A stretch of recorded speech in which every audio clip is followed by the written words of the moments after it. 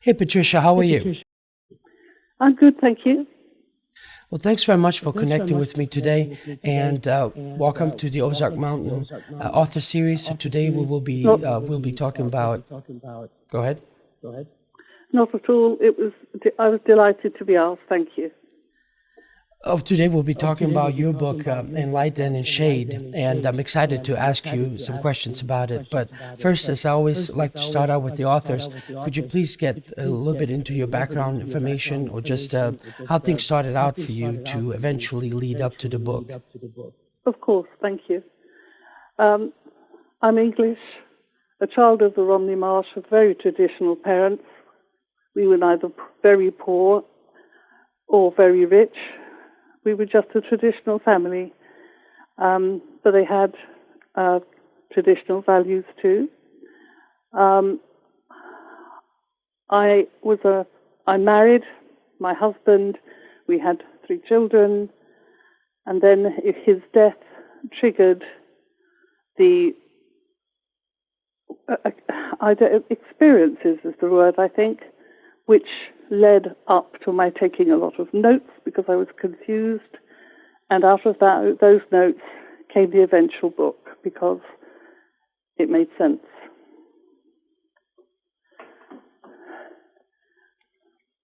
What more can I tell you? Well, before this, how was your life? I mean, it's a very different book. I would assume that just a little bit of the background that I was reading about you.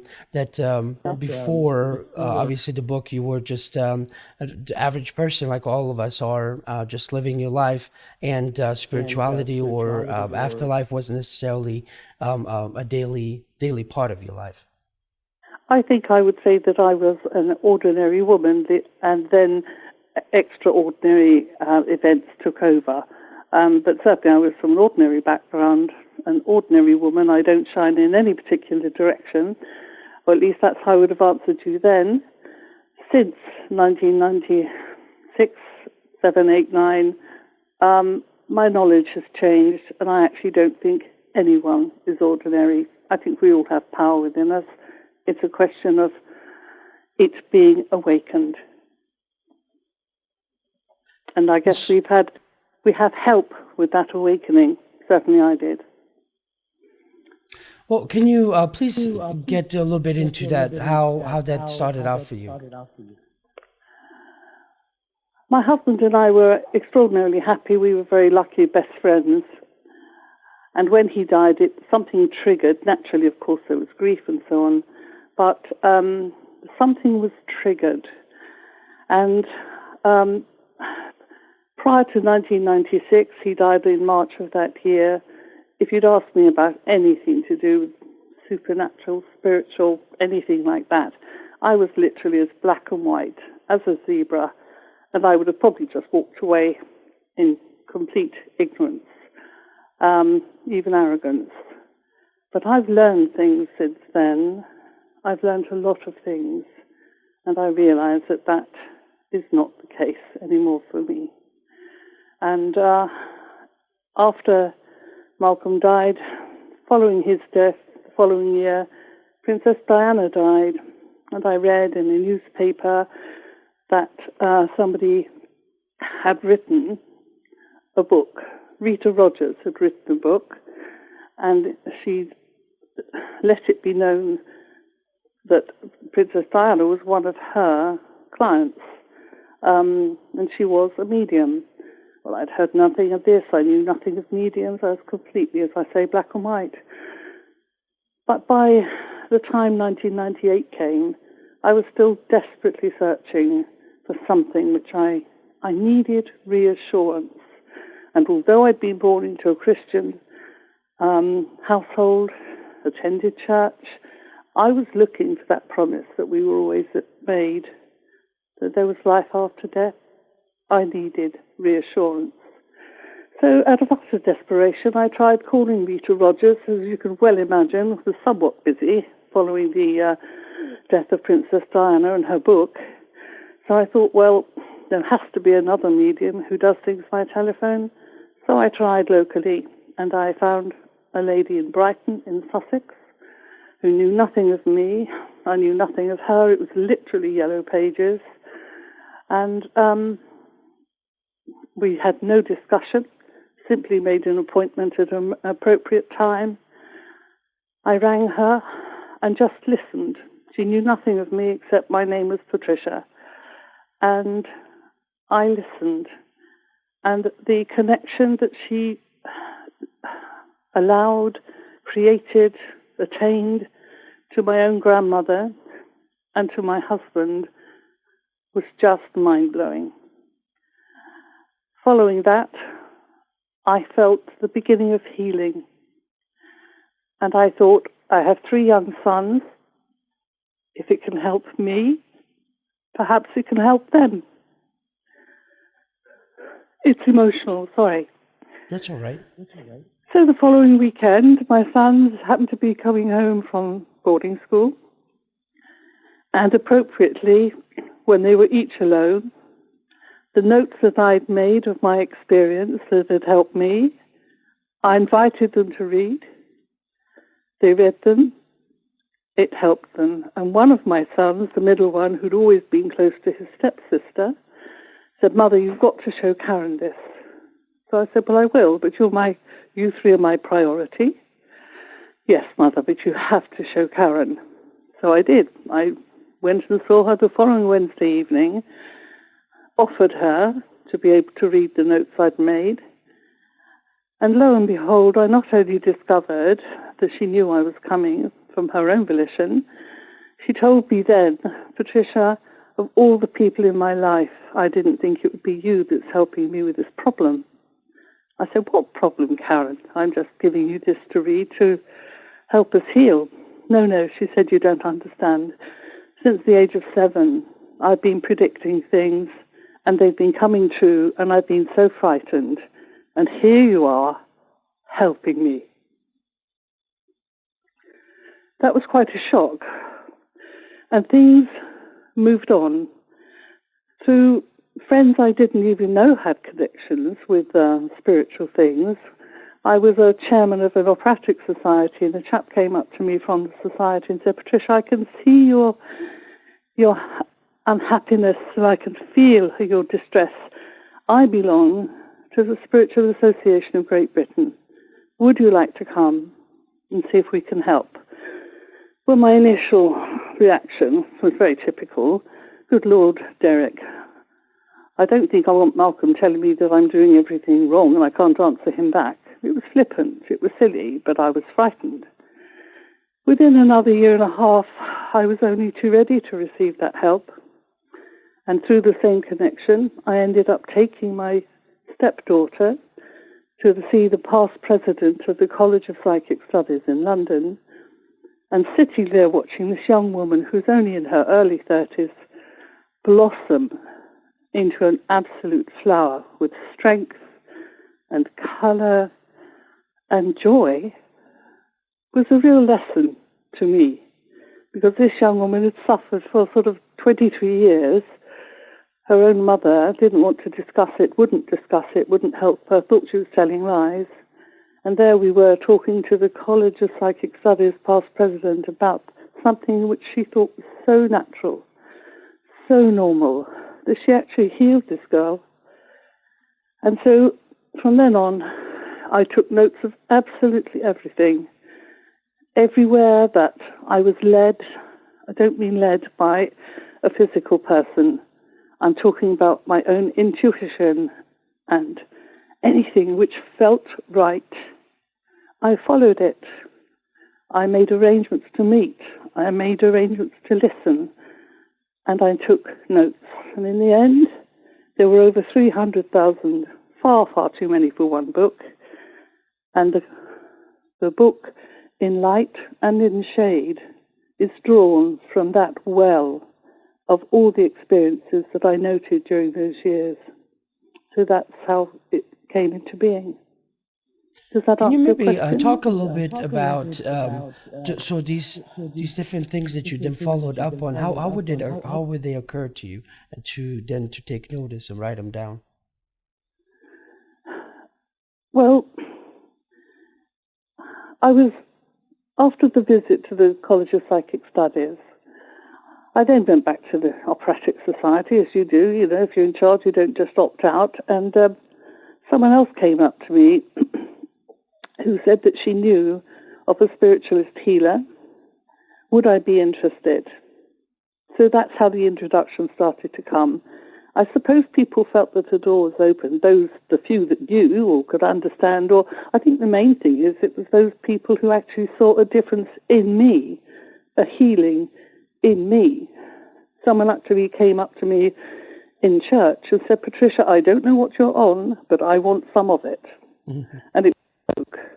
But we ended up the following Saturday evening having dinner together at my home and being on separate settees, talking about nothing else but unusual phenomena that neither of us have talked about before. It was the opening of the door. I suppose I was being shown things, I followed through, and every single experience in that book is true. And that's why at the very beginning of it, there's the Mahatma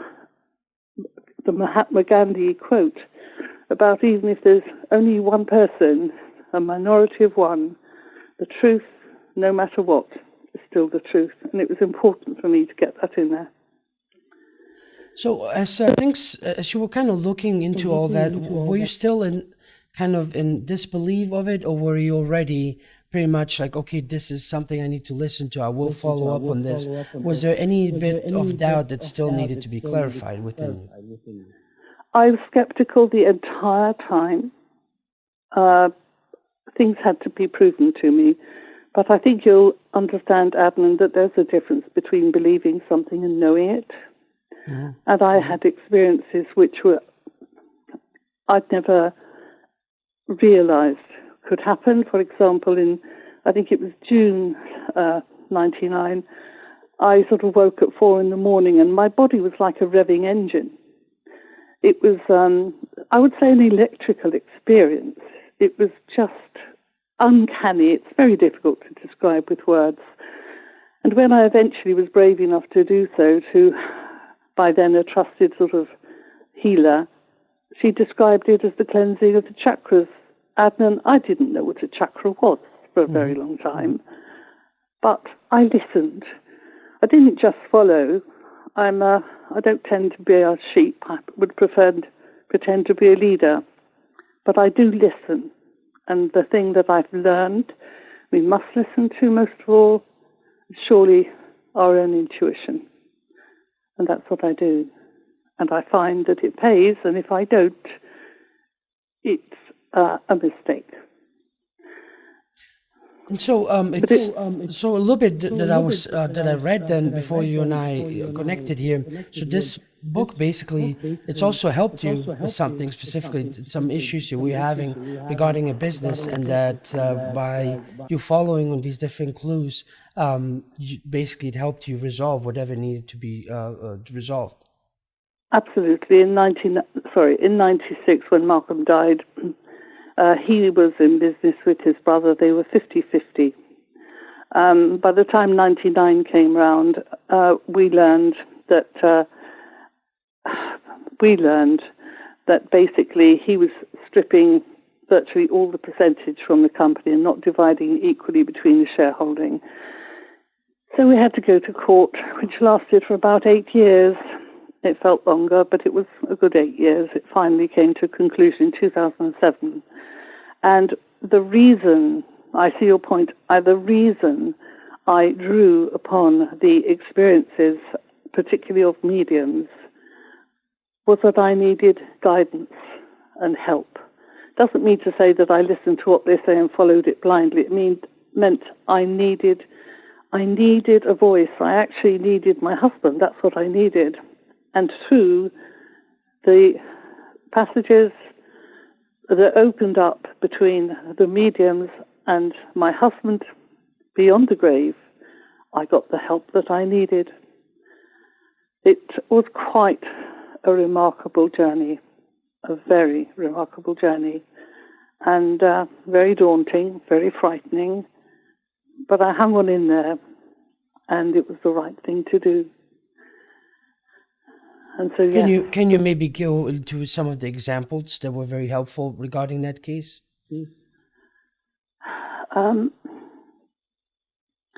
Well, it's very difficult to pick odd things out of. I was led by there were lots of synchronicities in my life at the time.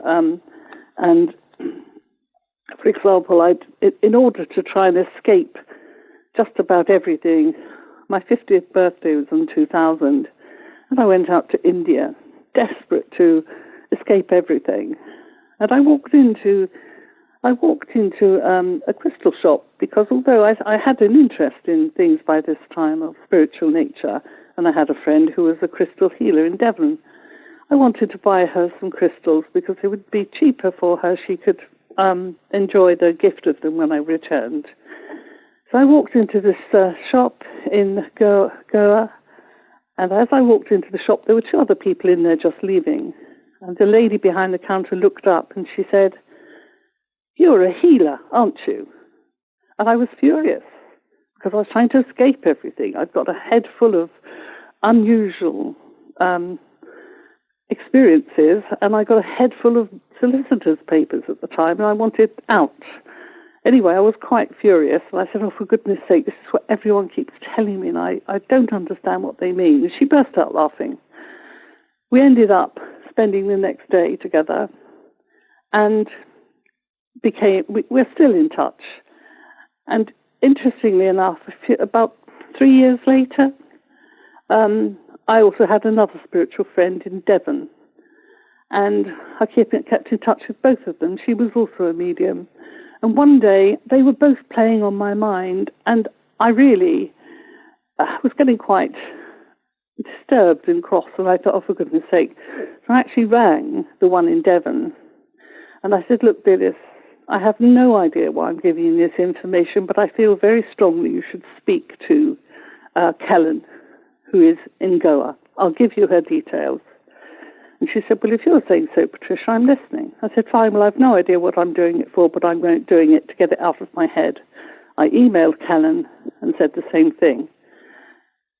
Within 20 minutes, Dilys in Devon had rung me back, and she said, "Patricia, you don't know this, but today is my birthday. And my daughter, who lives 50% of the time in Goa and 50% of the time in Devon, is here visiting me for my birthday." She said, "The name and address you gave me of Kellen, my daughter was attending one of her courses only 2 weeks ago.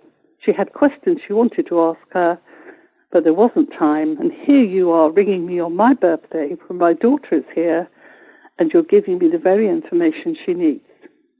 Now, I thought that was a pretty amazing synchronicity, frankly, Adnan. Right. And things like this happen a lot. And these are the things which give me a tick on my life chart. I know I'm in the right place at the right time, doing the right thing, and I follow it, and it works.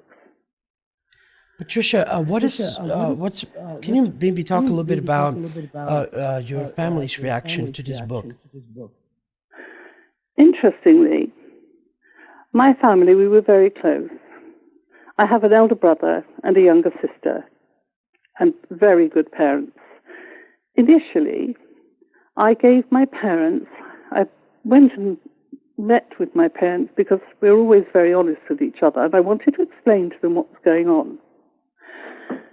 So I explained and offered them to read the first 30 pages of the notes that I'd kept.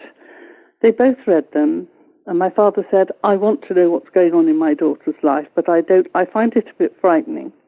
I said, "Daddy, you don't need to read it again. I'm just offering it to you." So I decided not to send it to my father anymore. I only sent it to my mother, and she would read it between the pages of a magazine so that it didn't upset anybody. Anyway, I invited them to my home in Devon for a holiday. They came, and unfortunately, the night before, Daddy discovered the script that he'd not been given. Anyway, he arrived, and he said, "I need to talk to you, my girl." I said, "Of course, Daddy, you're here for a week. We've got plenty of time to speak." But I was not anticipating it being a very good conversation about the script. Anyway, eventually, after him trying several times during the day, we finally sat down to dinner. There was no escape. He said, right, now I need to speak to you, my girl. I've only ever had one experience like this in my life, my dear, and it frightened me. I was standing near Stonehenge with your uncle and aunt, and I literally saw myself running for my life in a loincloth across Stonehenge's plain. He said, that's what I wanted to tell you. And I, Adnan, had been so arrogant, thinking it was all about me, but actually it was my father spilling something he'd never told anyone else, which had frightened him, but it was of the same ilk. So that was the moment I realized that it's not all about me, and actually my words can heal. And it gave my father the opportunity to open up about an experience he'd had and never even discussed with my mother ever before. I learned a lot that day. Does that make sense? It does. It seems like that. It always, for some people, it always requires somebody else to come forward before they can at least believe their own experiences, or at least believe the things they always don't want to follow up on. Because I know in my personal experiences, a lot of times I always talk to people about many different things, but it's only after I speak up first, they feel the courage, like, okay, I can say something, I will not be ridiculed now. No, it's interesting. I think that there are leaders and there are followers. And my father was always intent that we should be leaders, but it doesn't mean to say I always got it right, Adnan. But I know I got it right that day, and I'm delighted it was for my father. And from then on, he wanted to see all of the script.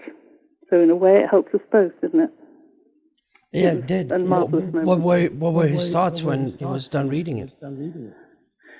Oh, he wanted to know everything from then on. It sort of opened a gate, if you like, or it probably his own awakening. It made it okay for him.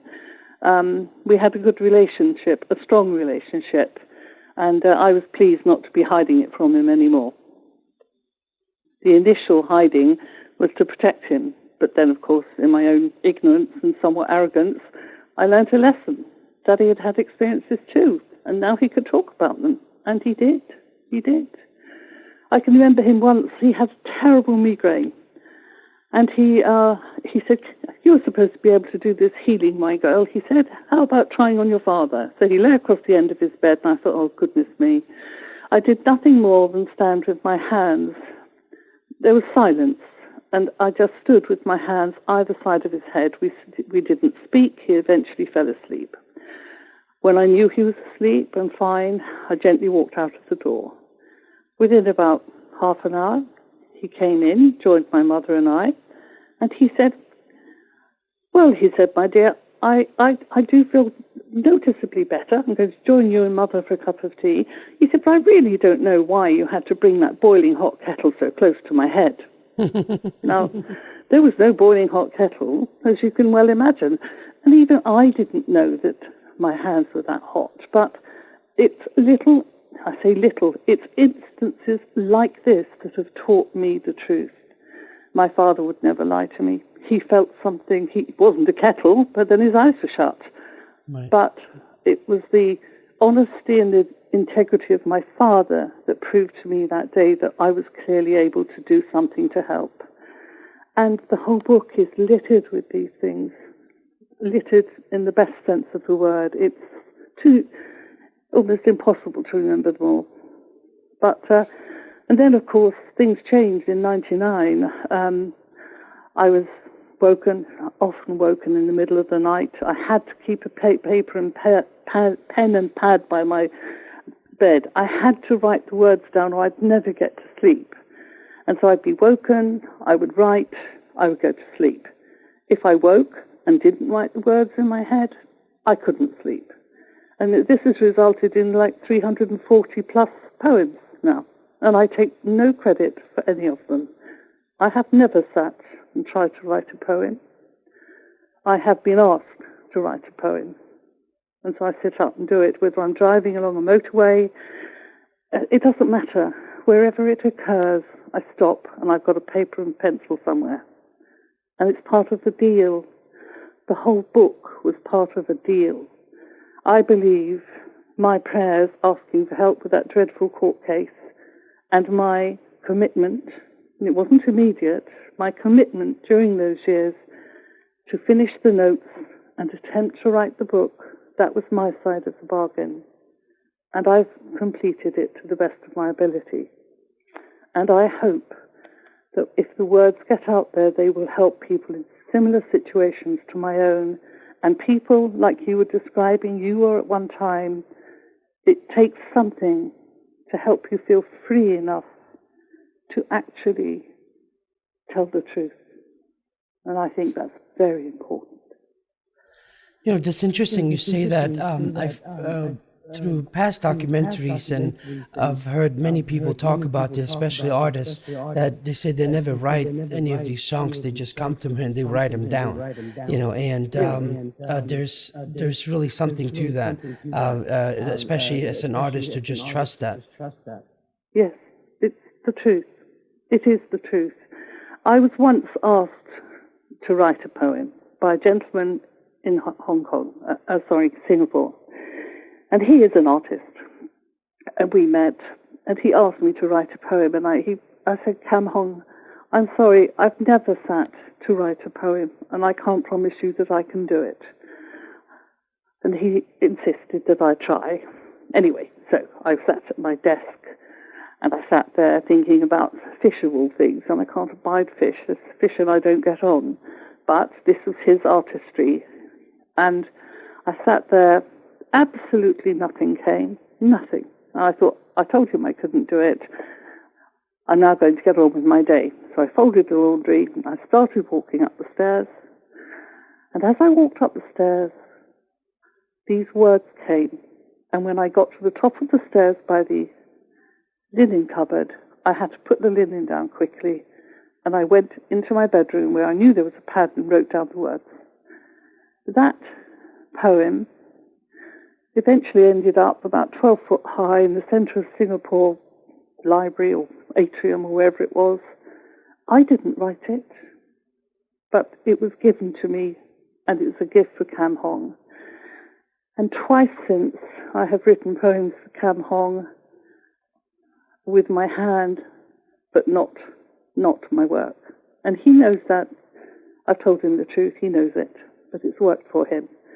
And I think it's very important that we admit that we are not the authors in that direct way. It's I think, there's some very good points. I think if most of us would just write down these things that just kind of randomly happen to pop into our heads, that we would get a lot more direction from it than most of us would think. Yes, I think humans are guilty, and I'm the first one to put my hand up, of overthinking things, overanalyzing. Sometimes we just need to listen. One of the things I do regularly say is basically, two spirits, speak, and I will listen, lead, and I will follow, inspire, and I will lead. I say that regularly because I think it's important. For sure. It's finding one's place in the world, isn't it, really? Right. Well, Patricia, thanks very much again for doing this phone call with me and talking about your book. I'm really glad we connected, and it's I love the simplicity of it, because it doesn't require much of anything complicated. Simply just ready to do what most of us do all the time, but just to pay a little bit more attention to these different random thoughts that happen to pop into our heads. Yes, it certainly led me, and it certainly taught me a great deal, and not only me, but my three sons. It's taught a lot of people, and I think that's, words can harm and words can heal. I prefer to concentrate on the healing and the light rather than the dark, and that's what I think my very simple words that are given to me, I think that's what they do, and that's why it's important somehow we get them out there. And thank you for your help in that process. Of course, no problem at all. Well, Patricia, in conclusion, is there anything else you would like to leave us with? I would love it if people would help others by reading the book. That's the aim of those words. And then that would be the fulfillment of my commitment, I think. And that's important to me, the fulfillment of the commitment I made. So I'm glad for this opportunity. You're helping us to do that. Thank you. Well, thank you. Of course, I will make sure to have in the description below all the links to your book and through whatever other means you have out there to be contacted. And I just hope that people certainly take the time to, get the book, read it, and hopefully get something from it in a very tangible, real way that they can act upon. Thank you. And if they get something from it, they can pass that on to other people too, which is the whole point of everything, really. Right. Thank you. Thank you, Adnan. I appreciate No, thank you. All right, well, you have a good day, and I hope we can do this again sometime. So you take care, and we'll stay in touch. Thank you very much. All the best.